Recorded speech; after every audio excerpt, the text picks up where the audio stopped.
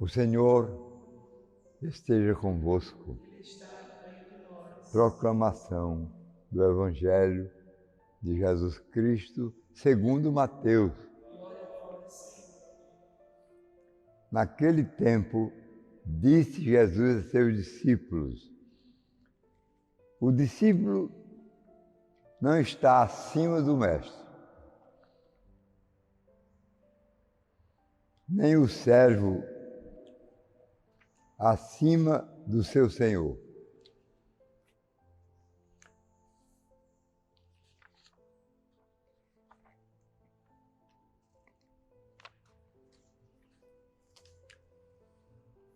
Para o discípulo, basta ser como seu mestre.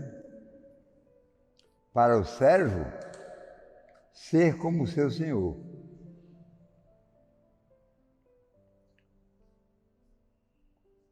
Se ao dono da casa eles chamarem de Belzebu, quanto mais aos seus familiares. Não tenhais medo deles, para nada há pois nada há de encoberto que não seja revelado. Nada há de escondido que não seja conhecido. O que vos digo no caminho, dizei-o à luz do dia. O que escutais ao pé do ouvido, proclamai-o sobre os telhados. Não tenhais medo daqueles que matam o corpo, mas,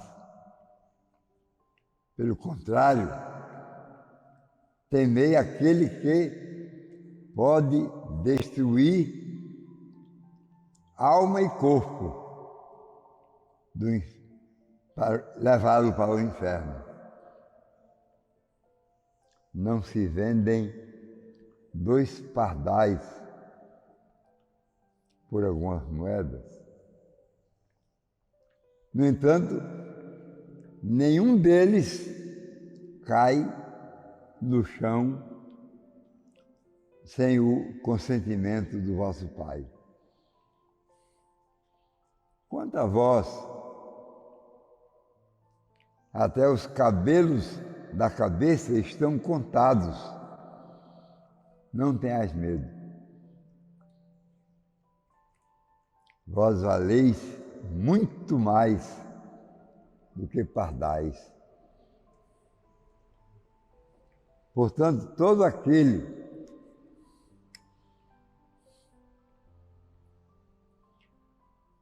que se declarar a meu favor diante dos homens, também eu declararei em favor dele diante do meu Pai, que está nos céus.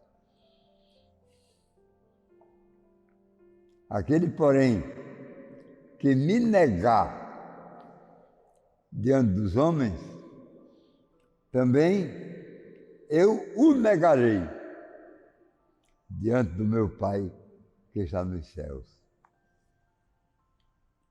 Palavra da salvação.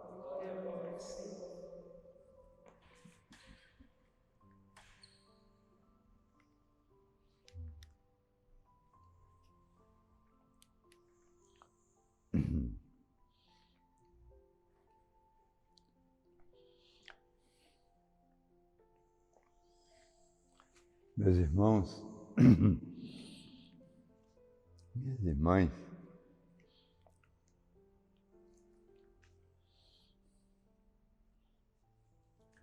a Igreja é muito sábia quando estabelece um critério para julgamento de verdade teológica. E ela chama isso de magistério da Igreja.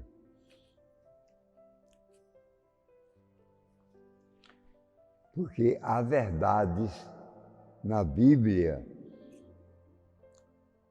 que são explícitas e há verdades que são implícitas.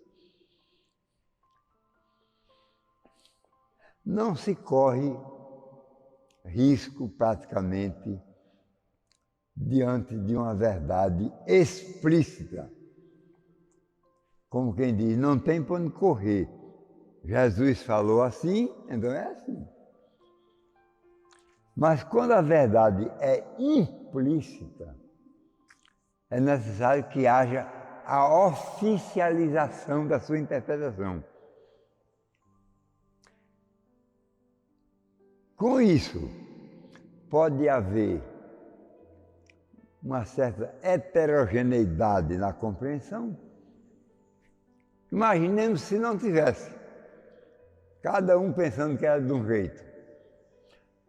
Esse de um jeito vai chegar a ser o contrário do que foi dito, de tão distante que vai ficando. Esse exemplo se dá nos cursos de comunicação para gerentes comerciais, industriais. A gente chama uma pessoa e dá um recado. E pede para essa pessoa dar o recado a metade dos componentes. Vamos dizer, dos vendedores de uma loja, por exemplo. E pede para que dessa metade passe o recado para a outra metade. Vai ficar uma coisa tão diferente do que foi dito no primeiro. Eu tenho essa experiência que já fiz isso muitas vezes aqui em Natal. Fiz na Volkswagen, na Ford, na Chevrolet, no Nordestão, no Mini Preço antes. Esses novos, mas não. É impressionante. O pessoal cai na risada porque vem cada distúrbio louco. Imaginemos numa igreja que tem mais de 2000 anos, se não houvesse a prescrição para o magistério da igreja.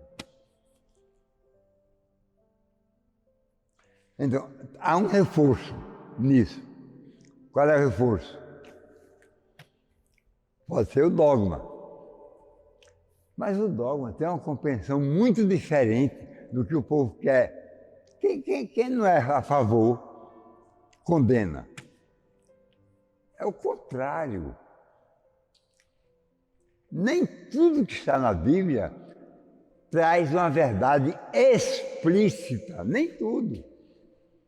Tem muita coisa que é incompreensível.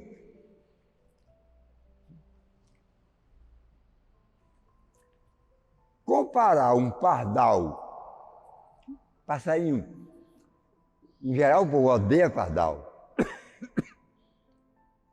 porque o pardal faz uma gritaria enorme e suja tudo. Pardal é um pássaro. Primeiro, ele não anda, ele só voa. Quando ele está no chão, para ele passar daqui para cá, ele dá um salto. O pardal não anda, só salta. E sai borrando tudo. Não tem um canto bonito, é uma gritaria terrível, porque junta muito de uma vez, e ele é fácil de se proliferar. Facílimo.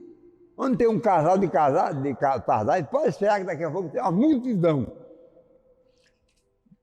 Então o pardal é um pássaro, não dos mais desejados para se criar em casa, bonito, não é. Pois bem, mas é um ser vivo. É um ser da criação de Deus. Aí, aqui, a comparação é entre um pardal e uma pessoa humana. Você imagine por que foi que escolheram um pardal para ser o foco do exemplo. ou da comparação, o termo da comparação. Por que o pardal? Por isso. Porque ele não é diferente de um pintacilgo, que tem um canto belíssimo, e se acostuma com o povo da casa. E quando vê uma pessoa passar, acordou de manhã cedo, ele canta. Quando a pessoa passa pela gaiola, por exemplo, ele canta. A coisa assim, os cardeais, né? O cardeal que eu passo, né? Não é o cardeal membro da igreja, não.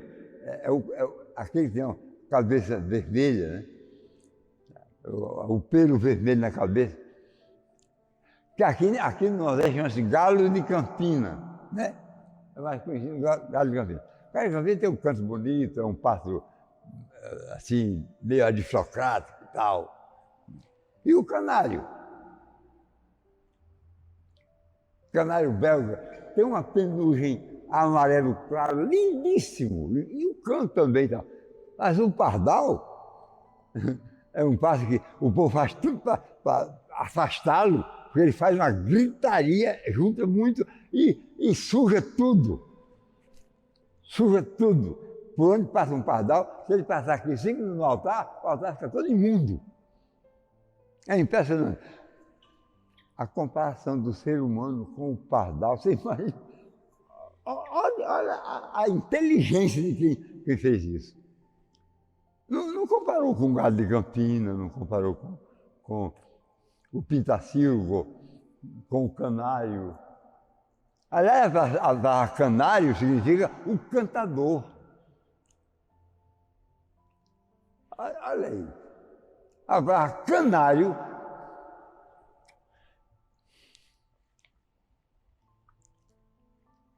Virgílio tem um verso que usa o verbo cantar. Arma virumque cano, eu canto, tu canta, cano. Arma virumque cano, troie que primus labores. É o primeiro verso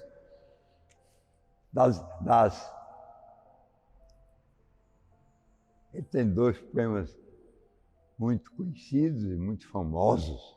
Um é o conjunto de versos chamado Bucólicas, e o outro é esse que eu estou me esquecendo agora. Bom, eu vou dizer, daqui finalmente eu me lembro. São poemas que falam de combate bélico e que traz a vitória para o vencedor. O vencedor previsto. Bom, arma virumque cano. Cano aqui de canário. É o verbo canere, cantar. De onde vai canário. Comparar o ser humano com um cantador que não desafina, o canário não desafina. Ele canta como se fosse uma gravação. Acabou. Só faz aquilo. Mas um pardal que só grita, incomoda que é um horror. Eu me lembro que eu fui levar no avião da FAB, eu fui levar para Piauí, a Teresina. Não tem nem que havia morrido aqui num exercício de guerra. Ele fez um parafuso e não conseguiu desparafusar. O parafuso foi cada vez mais aumentando a velocidade. Bom, tem as normas para dissolver o parafuso. Tem as normas. Ou o piloto ficou agoniado, ou teve algum problema de lucidez, alguma coisa ele teve que o parafuso foi até o fim, acabou. Eu fui levar esse cadáver. Era uma das missões terríveis do capelão da aeronáutica. Era comunicar às famílias que alguém da sua família faleceu num acidente de treinamento de guerra. Que a grande diferença entre um piloto militar e um piloto civil é que o piloto civil só tira do chão e bota de novo. E o militar não, faz manobra, de defesa, de ataque, sozinho, de conjunto. Voa de grupo, que o piloto civil não voa de grupo. Eu não avião sozinho. Ninguém atrapalha, ninguém chama atenção para a dimensão de uma asa para outra. Com manobras, piruetas e. Só o militar faz isso. Porque o militar, ele pode ser piloto rápido, mas para ele ser graduado como piloto demora. Mas faz um parafuso e não sai do parafuso, ele não tem condição de ser um piloto para ir para uma guerra. Não tem condição. Ele embarca na primeira metralhadora que acabaram de ele. Foi bem, resultado, eu fui a Vaisava, cheguei rápido, de tarde, os familiares, os conheci, ele é um tipo bonitão, um rapaz bonito, alegre, feliz da vida. Foi bem. Era tenente novinho, segundo tenente. Aí eu fui, aí fiz a bênção do túmulo, aquelas orações previstas para o sepultamento e tal. Mas era um verdadeiro inferno ali. Por quê? Milhares de pardais. Fazendo cocô na cabeça da gente, voando, fazendo cocô. É uma coisa horrorosa. Todo mundo. Não tem jeito. Quem estiver debaixo do. Quem não estiver voando vai receber medalha do pardal.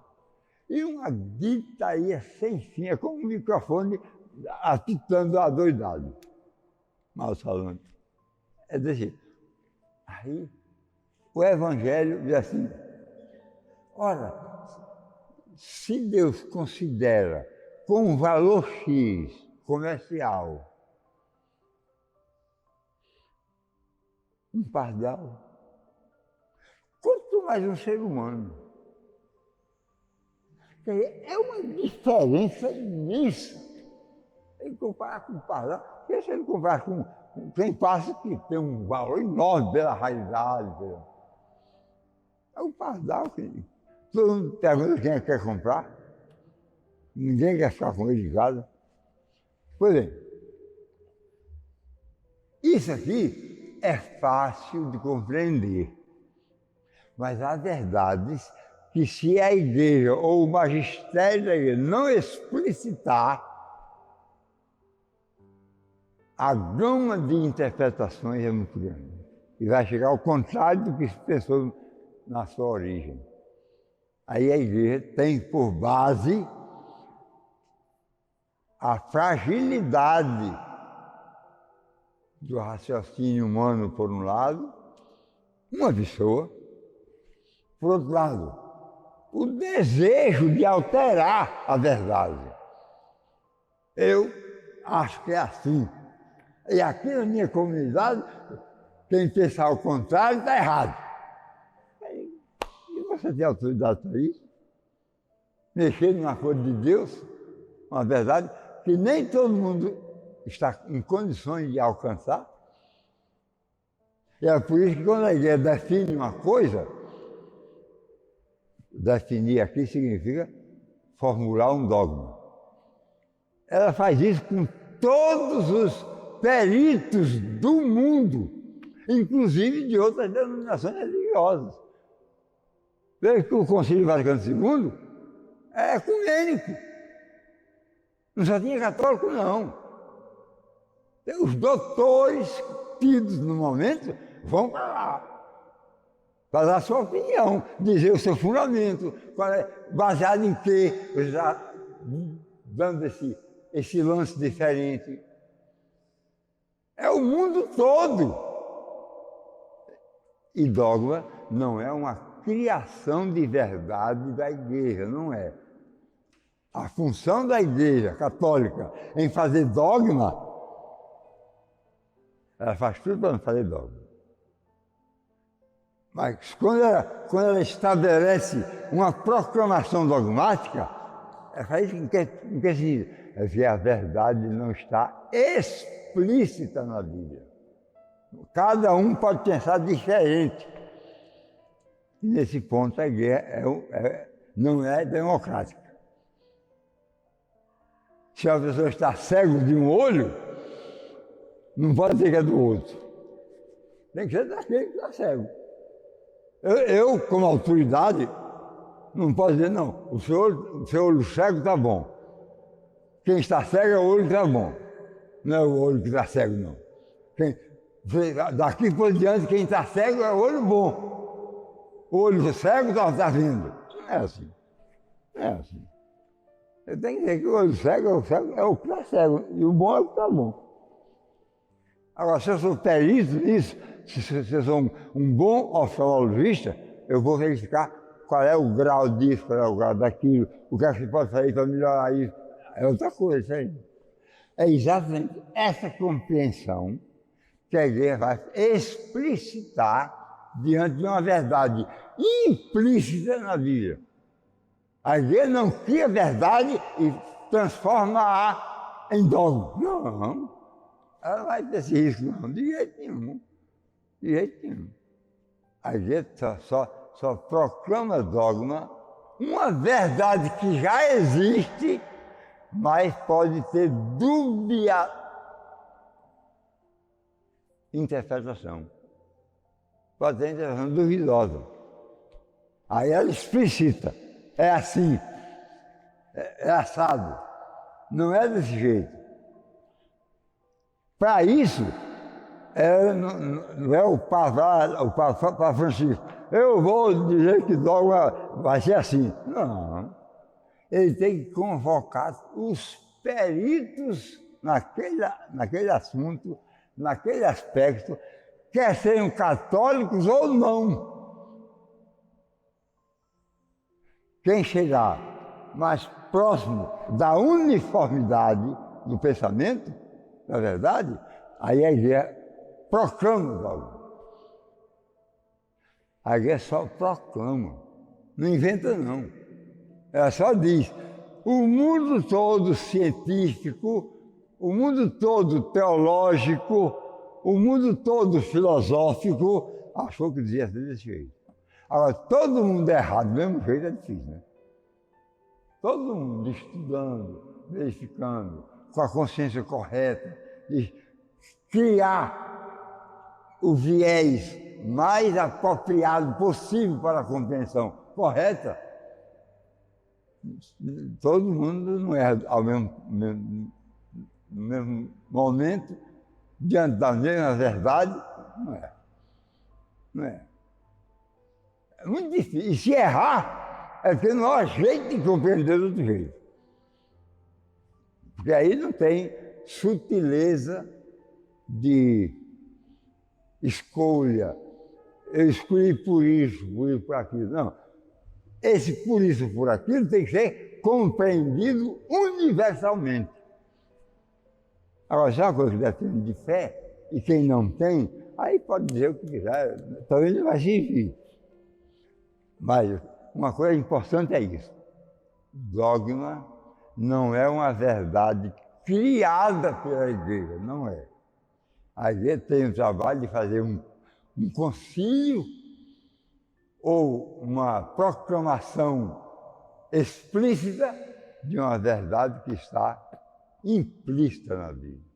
Tem coisa mais fácil de você compreender e reafirmar, tem coisa que está mais implícita por uma questão cultural, só naquele lugar pensa daquele jeito, ou por uma questão temporal, ou por uma questão espacial.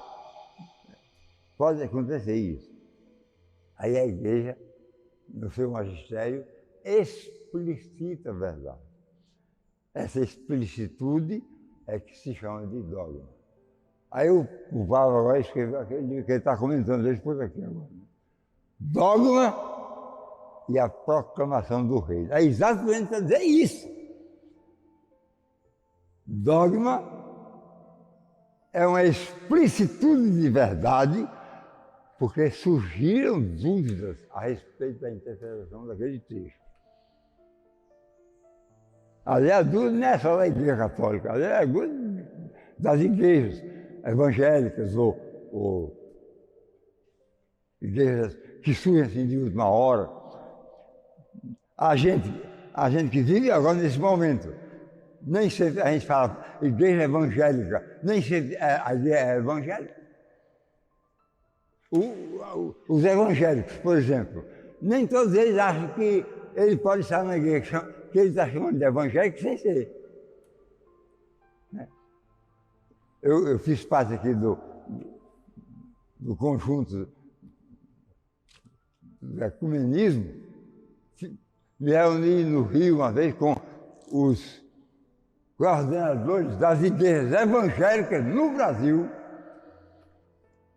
e dentre eles havia quem achasse que a sua igreja, da denominação tal, eu não vou dizer aqui, eu não quero, para não gerar coisa, mas eu sei qual é, eu sei quais são. Então, mas igreja tal, a Comissão Nacional das Igrejas Evangélicas não consideram igreja evangélica algumas igrejas. Eu vou dizer quais são, não vou dizer quais são, mas qual é o modelo que recebe o nome de evangélico. O modelo é a igreja chamada ou histórica ou igreja. São várias, nas aulas são várias. Histórica ou tradicional. Até as independentes são consideradas evangélicas. Tem igreja que tem 4 facções independentes. Igreja tal, primeira igreja independente tal, segunda igreja independente tal, a mesma, segunda, terceira igreja e quarta igreja. Aqui não está assim, está escrito lá, quarta igreja tal independente. Está escrito no frontispício da igreja. Ela é considerada pela Comissão Nacional das Igrejas Evangélicas, ela é considerada evangélica. Mesmo a quarta independente é considerada evangélica. Mas tem outras igrejas que não tem nenhuma independente, só tem uma nome tal, não é considerada. Não é considerada pela Igreja Católica, não. Não é considerada pela Comissão Nacional de Igrejas Evangélicas. Só tem pastores de alta categoria, lá em cima. É só dizer, você imagina quem não é de igreja nenhuma. Eu estava no meio, desculpa, isso vale a pena dizer agora. Eu estava no meio, aí chegou um rapaz, um professor, assim, meio estranho. Eu conheço.